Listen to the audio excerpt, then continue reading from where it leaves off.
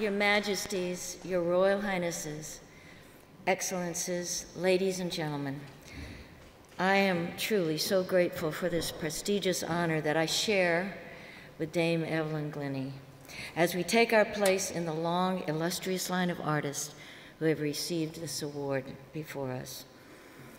To live and work doing what you love is reward unto itself, but to be acknowledged for that work, as I am tonight, is something I could never have imagined, and I am truly, truly humbled. This life in music has been an incredible journey, but one that would not have been possible without so many people who helped and guided me along the way. They all share this award with me, but I have time to only mention a few. My first manager, Ed Tickner, whose wisdom and advice I still follow today, and who had the vision to bring me overseas, especially to Sweden, early on to an audience that graciously receives me after all this time.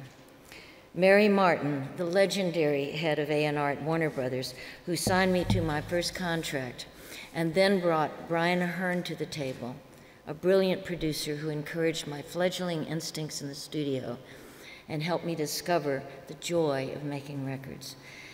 This journey has brought me friendships and collaborations with countless musicians and songwriters, some who have passed and others who continue to inspire me.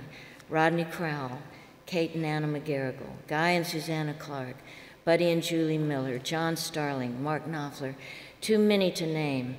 And of course, I was especially blessed to work with Dolly Parton and Linda Ronstadt. When in the mid-90s, I found myself at a creative crossroads, along came Daniel Lanois and the Wrecking Ball, which brought renewed energy to the music and a new audience to join with the old loyal fans. It was Daniel who suggested that it was time for me to start writing my own songs again. And it was my publishers at Elmo Irving, David Conrad, and Lance Freed who made that possible. Lance Freed, a champion of the song and songwriter, is here tonight, and I thank you, Lance, for coming all this way. Ken Levitan, my amazing manager, who is also here, took over from there, bringing me into the None Such family where I belong. I owe him so much for believing in me, for his tireless energy in making it possible for me to continue this journey I am on. A journey that truly started over 4 decades ago with Graham Parsons. He saw and heard something in me, a young folk singer playing 3 sets a night, 6 nights a week in the clubs around Washington, D.C.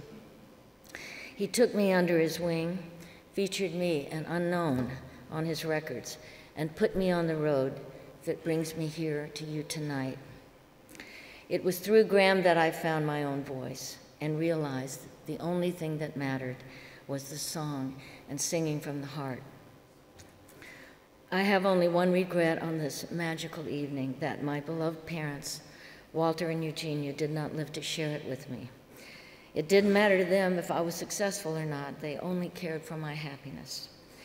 Their unconditional love carried me through good times and bad, and will abide with me whatever the future holds until my journey ends. Thank you.